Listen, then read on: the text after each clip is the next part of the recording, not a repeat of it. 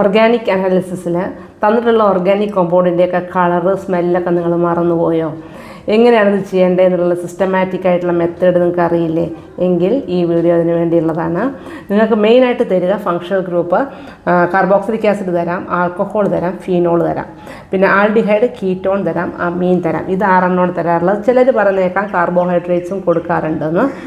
ഇനി ആദ്യം നമുക്ക് ഇത് കിട്ടിക്കഴിയുമ്പം സോളിഡ് സ്റ്റേറ്റിലുണ്ടെങ്കിൽ അത് ഒന്നല്ലെങ്കിൽ കാർബോക്സിലിക് ആസിഡോ കാർബോഹൈഡ്രേറ്റോ ആയിരിക്കും. കാർബോഹൈഡ്രേറ്റ് ഞാനിവിടെ പറയുന്നില്ല. ഫങ്ഷണൽ ഗ്രൂപ്പുള്ള നമ്മൾ ഐഡൻറ്റിഫൈ ചെയ്യുന്ന സിസ്റ്റമാറ്റിക് അനാലിസിസ് ചെയ്യുന്നവരെ മാത്രമേ ഇവിടെ പറയുന്നുള്ളൂ. ഇനി നമ്മൾ ആദ്യം ഇപ്പോൾ നോക്കേണ്ടത് സോളിഡ് സ്റ്റേറ്റ് ആണെങ്കിൽ കാർബോക്സിലിക് ആസിഡ് ആവാനുള്ള ചാൻസ് ഉണ്ട്. പിന്നെ ബാക്കിയുള്ളതെല്ലാം ലിക്വിഡ് സ്റ്റേറ്റ് ആണ്. അതിൽ ലൈറ്റ് യെല്ലോ കളറിൽ വരുന്നതാണ് അനലിൻ, യൂറിൻ്റെയൊക്കെ കളറാണ്, അതാണ് അനലിന് വരിക.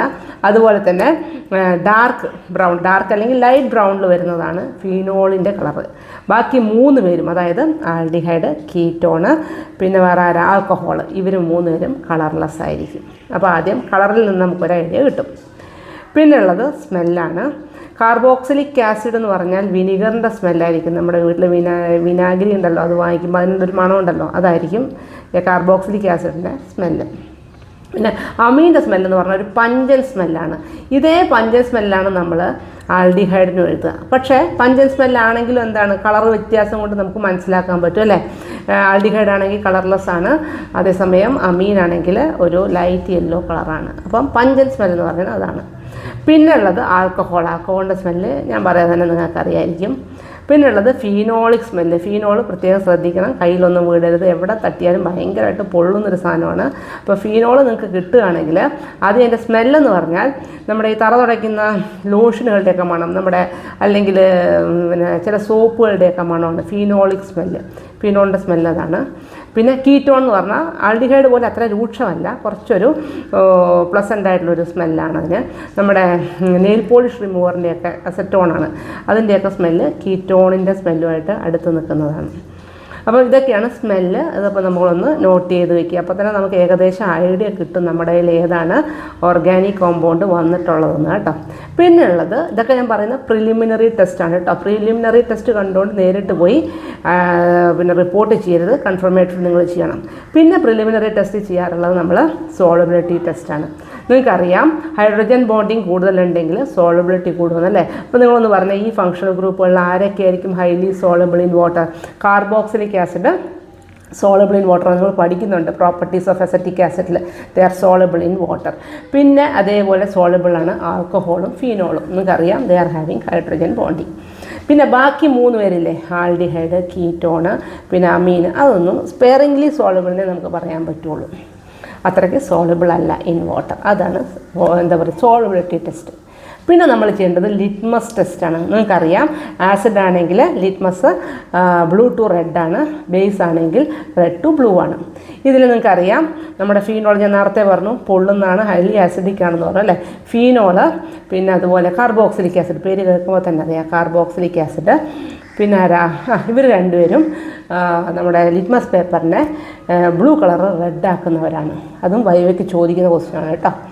പിന്നെ അപ്പോൾ ചോദിക്കും കളർലെസ് ആയിട്ടുള്ള 3 സൊല്യൂഷൻ. കളർലെസ് ആയിട്ടുള്ള 3 സൊല്യൂഷനും കളർലെസ് ആയിട്ട് തന്നെ ഇരിക്കുകയുള്ളൂ in red litmus and blue litmus. പിന്നെയുള്ളത് നമ്മുടെ അമീനാണ് അല്ലെങ്കിൽ അനലീനാണ്. കൂടുതൽ അനലീനായിരിക്കും നിങ്ങൾക്ക് തരിക. അതിൻ്റെ പ്രത്യേകത എന്താണെന്ന് വെച്ചാൽ it is basic in nature. അപ്പം red litmus changes to blue ആയിരിക്കും നമുക്ക് അവിടെ കിട്ടുന്ന റിസൾട്ട്. ഇതാണ് ലിറ്റ്മസ് ടെസ്റ്റ്. ഇതൊക്കെയാണ് പ്രിലിമിനറി ആയിട്ടുള്ള ടെസ്റ്റ്. അപ്പോൾ പ്രിലിമിനറി ടെസ്റ്റ് കഴിഞ്ഞ് പിന്നെ നമ്മൾ ചെയ്യേണ്ടത് കൺഫർമേറ്ററി ടെസ്റ്റാണ്. അതിനകത്ത് കാർബോക്സിലിക് ആസിഡിൻ്റെ കൺഫർമേറ്ററി ടെസ്റ്റ് പണ്ട് നിങ്ങൾ പഠിച്ചിട്ടുണ്ട്. പണ്ടെന്ന് പറഞ്ഞാൽ 10ാം ക്ലാസ് മുതലേ പഠിക്കുന്നുണ്ട്, എസ്റ്ററിഫിക്കേഷൻ റിയാക്ഷൻ അല്ലേ. അപ്പം കാർബോക്സിലിക് ആസിഡിൻ്റെ വേറൊരു പ്രിലിമിനറി ടെസ്റ്റും കൂടി ഉണ്ട്, അത് നിങ്ങൾക്ക് വേണമെങ്കിൽ ചെയ്യാം. അതായത് നമ്മൾ ഒരു സോഡിയം ബൈകാർബണേറ്റ് അതിലേക്ക് കുറച്ച് ഇടുകയാണെങ്കിൽ ബ്രിസ്ക് എഫർവെസൻസ് വരും. കാരണം it is an acid, carboxylic acid is an acid. Acid will react with metal carbonate liberating carbon dioxide gas. ആ ബ്രിസ്ക് എഫർവെസൻസ് എന്നുള്ള വാക്കേ ഉദ്ദേശിക്കുന്നത് കാർബൺ ഡൈ ഓക്സൈഡിനെയാണ്. അപ്പോൾ അതൊരു ടെസ്റ്റാണ്. പക്ഷേ അത് കൺഫർമേറ്ററി ടെസ്റ്റ് അല്ല, കാരണം അസിഡിക് ആയിട്ടുള്ള വേറെയും സബ്സ്റ്റൻസ് അതിലുണ്ടല്ലോ. അപ്പോൾ നമുക്കത് കൺഫർമേറ്ററി ആയിട്ട് പറയാൻ പറ്റില്ല.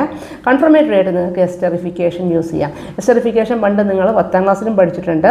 ഇവിടെ അതെങ്ങനെയാണ് ചെയ്യേണ്ടതെന്ന് വെച്ച് കഴിഞ്ഞാൽ നമ്മൾ കുറച്ച് ഓർഗാനിക് കോമ്പൗണ്ട് നമ്മുടെ ആസിഡ് എടുക്കുക, എന്നിട്ട് അതിനകത്തേക്ക് കുറച്ച് ഡൈലൂട്ട് സൾഫ്യൂറിക് ആസിഡ്, പിന്നെ കുറച്ച് 3 or 4 ഡ്രോപ്സ് ഓഫ് എത്തനോളും കൂടി ആഡ് ചെയ്യുക. എന്നിട്ട് നമ്മൾ ഹീറ്റ് ചെയ്യണം. ഹീറ്റ് ചെയ്യുമ്പോൾ നേരിട്ട് ചൂടാക്കരുത്. ആൽക്കഹോൾ ഹൈലി ഇൻഫ്ലേമബിൾ ആണ്. അതുകൊണ്ട് ഒരു വാട്ടർ ബാത്തിൽ വെച്ചിട്ടാണ് നമ്മൾ ചൂടാക്കുക. എന്നിട്ട് അതൊന്ന് ഹീറ്റായി കഴിഞ്ഞതിന് ശേഷം ഈ ഹീറ്റർ കോണ്ടൻറ്റിനെ നമ്മൾ കുറച്ച് തണുത്ത വെള്ളത്തിലേക്ക് ഒഴിക്കുകയാണ്. എന്നിട്ട് സ്മെല്ല് ചെയ്യുമ്പം they will be having the smell of ester, sweet smell of ester ഉണ്ടാവും. നമുക്ക് അതിൽ നിന്ന് പ്രസൻസ് ഓഫ് ആസിഡ് കൺഫേം ചെയ്യാം. അതാണ് കാർബോക്സിലിക് ആസിഡിൻ്റെ കൺഫർമേറ്ററി ടെസ്റ്റ്. പിന്നെ നമുക്ക് പറയാനുള്ളത് ഇത് കഴിഞ്ഞായിരുന്നു ആൽക്കഹോളിൻ്റെ ഞാൻ നേരത്തെ പറഞ്ഞു ദേ are having A sweet smell എന്നാണ് നമ്മൾ പറയുന്നത്. ഈ ആൽക്കഹോളിലേക്ക് കുറച്ച് സോഡിയം ആഡ് ചെയ്യാം. സോഡിയം ആഡ് ചെയ്യുമ്പോൾ എന്താ സംഭവിക്കുക? ഹൈഡ്രജൻ ഗ്യാസ് ഇവോൾവ് ചെയ്യും. അപ്പോൾ അവർ ചോദിക്കും how will you test hydrogen എന്ന് വൈവേക്ക് ചോദിക്കാം. എങ്ങനെ ടെസ്റ്റ് ചെയ്യാൻ പറ്റുക? ഗ്ലോയിങ് സ്പ്ലിൻഡർ കാണിക്കുമ്പം the flame goes off with a pops out.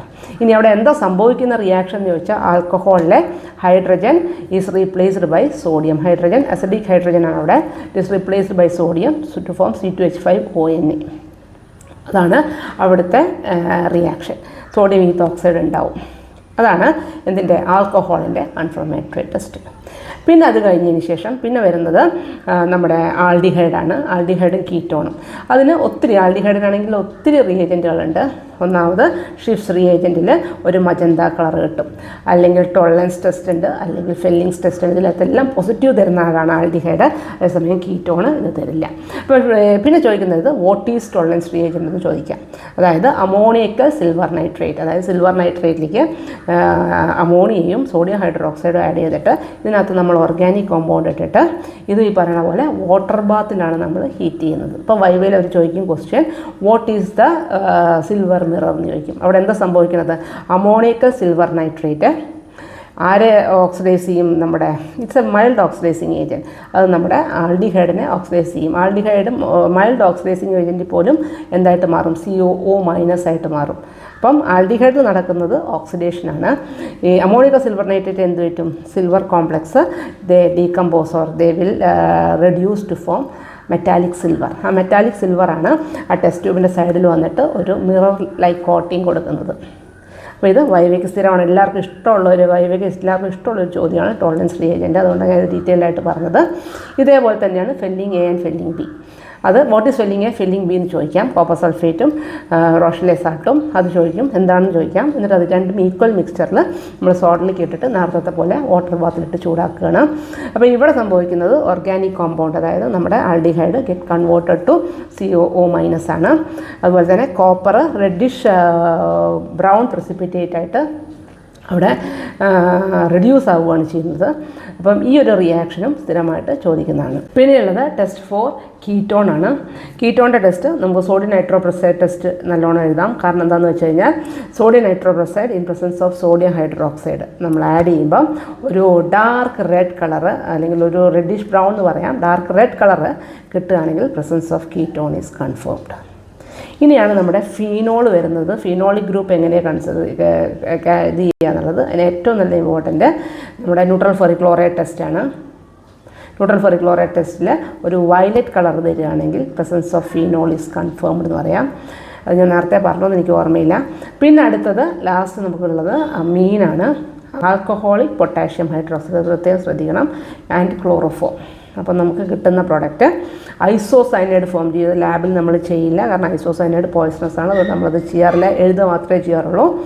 Followed by KCl, അതുപോലെ തന്നെ വാട്ടർ, അതുപോലെയുള്ള സൈഡ് പ്രോഡക്റ്റും ഉണ്ടാവും. അല്ലെങ്കിൽ ഡയസ്റ്റൈസേഷൻ റിയാക്ഷന് ചെയ്യാവുന്നതാണ്. അതായത് നമ്മുടെ ഗിവൺ ഓർഗാനിക് കോമ്പൗണ്ടിനെ dilute HCl and NaNO2 ice cold കണ്ടീഷനിൽ നമ്മൾ ട്രീറ്റ് ചെയ്യണം. അത് കഴിഞ്ഞതിന് ശേഷം ഇതിലേക്ക് ബീറ്റാ നാഫ്തോൾ നമ്മൾ കുറച്ച് ഒഴിക്കുക. ബീറ്റാ നാഫ്തോൾ ആൽക്കലൈൻ ബീറ്റാ നാഫ്തോൾ ആയിരിക്കണം, അതായത് ബീറ്റാ നാഫ്തോളിൻ NaOH ആയിരിക്കണം. അതിലേക്ക് ഒഴിക്കുന്ന സമയത്ത് ഒരു ഓറഞ്ച് റെഡ് കളറിലുള്ള ഒരു ഡൈ കിട്ടും, അതായത് നല്ല കാവി കളറിലുള്ള ഒരു ഡൈ നമുക്ക് കിട്ടും, അസോ ഡൈ ഫോർമേഷൻ. അത് ഇതിൻ്റെ ഒരു കൺഫർമേറ്ററി ടെസ്റ്റാണ്. അത് നിങ്ങൾക്ക് വേണമെങ്കിൽ ലാബിൽ ചെയ്യാം. ചില ടീച്ചേഴ്സ് ഐസ് കോൾഡ് കണ്ടീഷനൊക്കെ കിട്ടാൻ പ്രയാസമായതുകൊണ്ട് ചിലപ്പോൾ ചെയ്യിപ്പിക്കാറില്ല. പക്ഷേ ഇത് രണ്ടും നിങ്ങൾക്ക് കൺഫർമേറ്ററി ആയിട്ട് എഴുതാൻ പറ്റുന്നതാണ്. അപ്പോൾ നല്ലോണം കൺഫർമേറ്ററി പഠിച്ചിട്ട് പോവുക.